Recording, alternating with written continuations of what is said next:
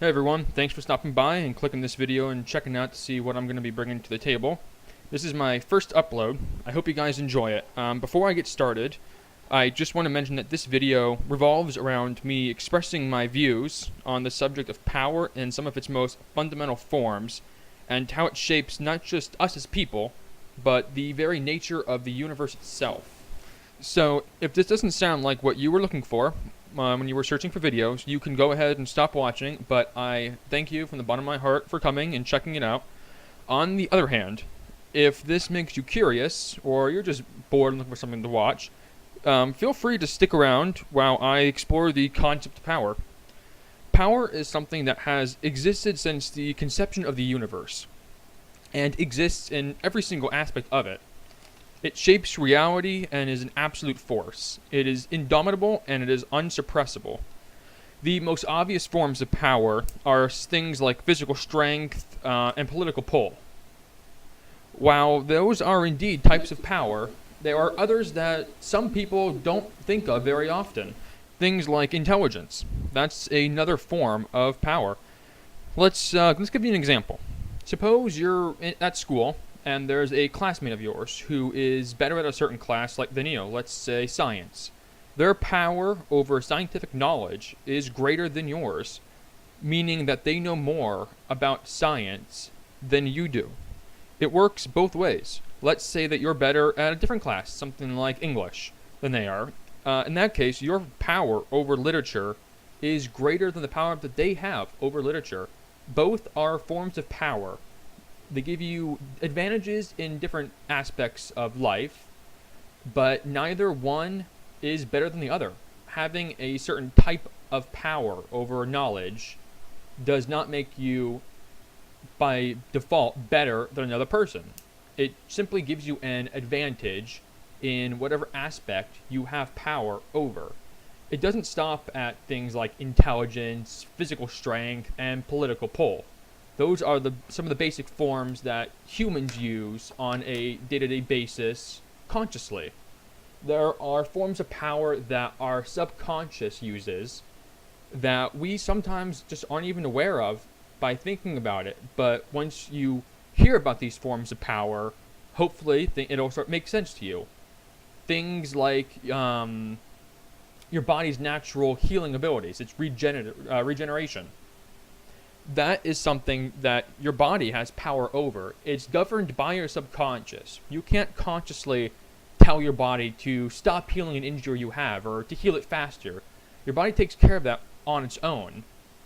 You don't have absolute power over your subconscious. If you think you have absolute power over your subconscious, what you actually have power over is something I think that's halfway in between. It's between your subconscious and your conscious brain. Things that your subconscious governs, stuff like your regeneration, your heart beating, your mind working. If you were able to have control over your subconscious, you would be able to tell your heart at will to stop beating, your brain to stop working. Your subconscious has power over that. It's not a power that you can take from your subconscious.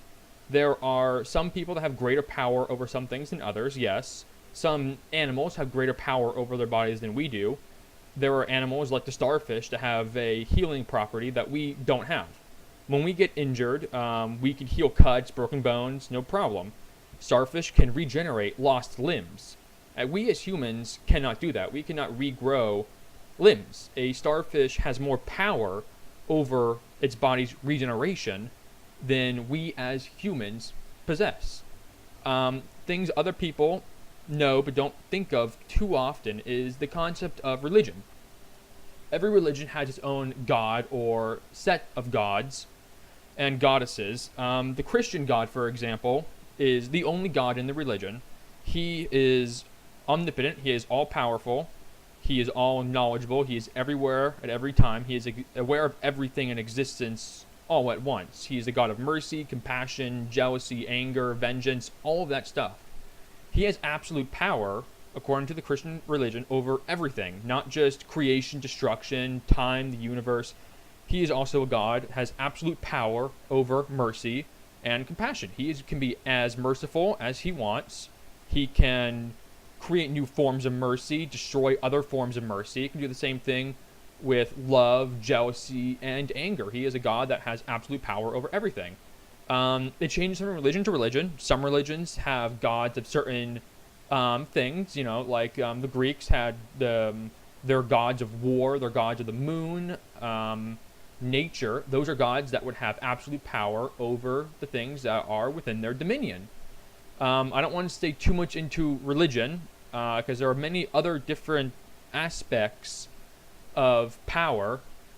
It governs, when I said earlier, it governs the universe. It really does. All power can be traced back to one event, or if you're religious, to the gods. In the theory of evolution, power comes over time from natural selection and from a species evolving. As the species evolve, they gain new types of power over forms they didn't have before. They become faster or stronger. Sometimes they lose power over certain aspects. People who believe in the Big Bang, for them, all forms of power would originate from the Big Bang, because to them, the Big Bang is what created the universe. So it is the source of everything, which I just sum up as power. Power governs the laws of nature. So if you were trying to find a form, something that had no power, in order for that to be accurate, it would have to be something that, removed from the equation, would not affect its surroundings, such as breathing. If you were to remove breathing from the equation, the surrounding area, which would be the body, would still function if it was not power-based.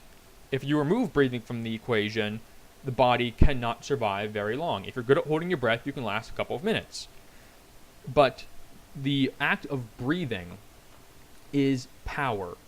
It is the power, one of the aspects of power that gives the human body the ability to function. Without it, the human body cannot sustain itself. It's just that simple.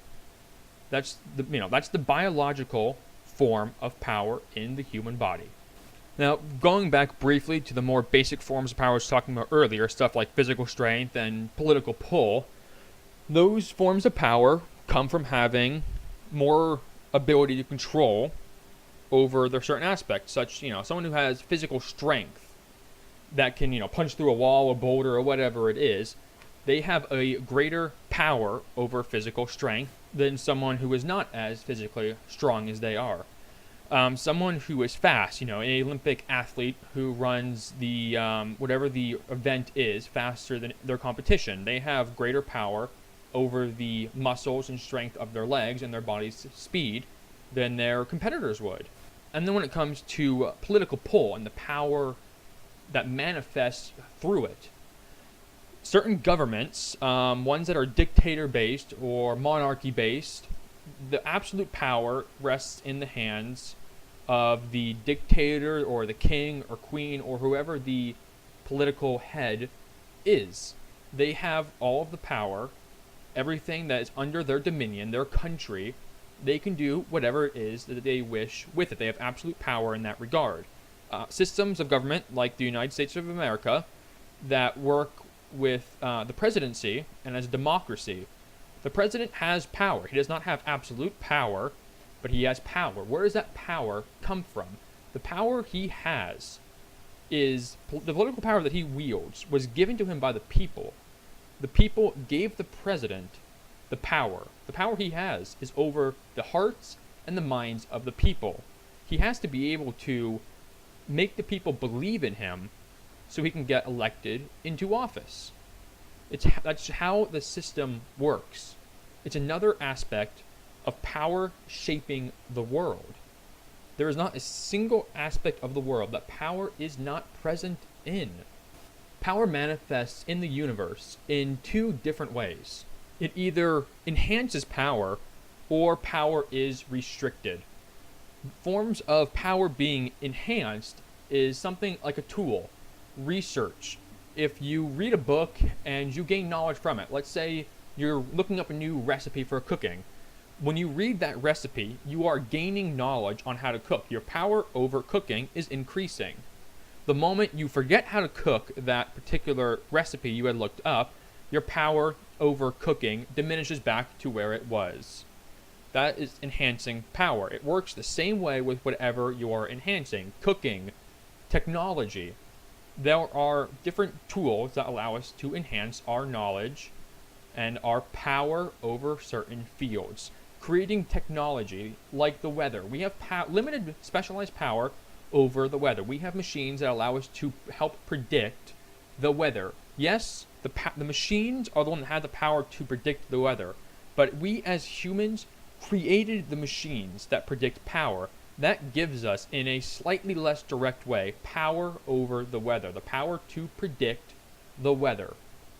That is another way of power enhancement. Power restriction is when certain types of power are made less available to us. Something as simple but fierce as a natural disaster. When a hurricane or typhoon hits a coastal city, destroys property, what is being restricted power-wise is our power to protect and maintain our homes and property. When a tsunami, hurricane, or any natural disaster inflicts damage on the environment, it is restricting the power to keep that environment safe. When it kills people, it is restricting and taking away their power to live. Without the power, they cannot live, and their bodies expire. To quote a very popular movie, The Matrix, there's when the Frenchman talks about causality, cause and effect, action, reaction, power works in much the same way. He said that causality cannot be avoided. You cannot escape it, and you're forever slaves to it. Power works much the same way. You cannot turn your head and try to walk the other way and not see power. You cannot avoid power. Doing anything in life requires power. Power is not inherently good, nor is it evil. What makes good or evil is how the power is used. An example of power that many people would say is evil or bad or negative or whatever is chopping down rainforests. When humans chop down a rainforest, they are exhibiting and exerting their power to destroy nature. The power itself is not evil. It is the way it is wielded, the intentions behind the act. The intent of destroying the forest is what is negative, not the act. The power that allows him to do that is not. Power is a very neutral, primal force. It can be wielded as good or as evil, but it is not in its base form evil by nature. Much like fire. People often equate fire with destruction. There cannot be life without something like fire. Fire brings many bad things to the table, yes, but it also has brought many good things. When fire was first discovered, it warmed the caveman. Something like fire is what drove humans to seek out how to harness the flame. It creates heat, it creates light. That, in my opinion, fire is what drove people to invent things like electricity. They were looking for another form of light, another form of energy, like fire. Even today, it is crucial. Fire fuels our cars. Our combustion engines rely upon miniature explosions caused by igniting gasoline. Explosions are often equated as something to be avoided, and I don't blame people, but it is necessary for a car to run. Just like power. Without power existing, the universe itself would not exist. It's just as simple as that. Now, I hate to do it, but I have to wrap this up. I am approaching very quickly the 15-minute limit on YouTube. If you guys have any questions about my views on power, feel free to leave a comment. I can't promise that I'll answer all of them, but I will answer as many as I can. I would like to ask people to avoid putting down comments that are just rude and negative. Constructive criticism I always welcome, and I would love to have. If you guys have any examples of that you think power is not relevant, please let me know. I would love to discuss them with you. Until my next video, thank you for coming by and checking it out.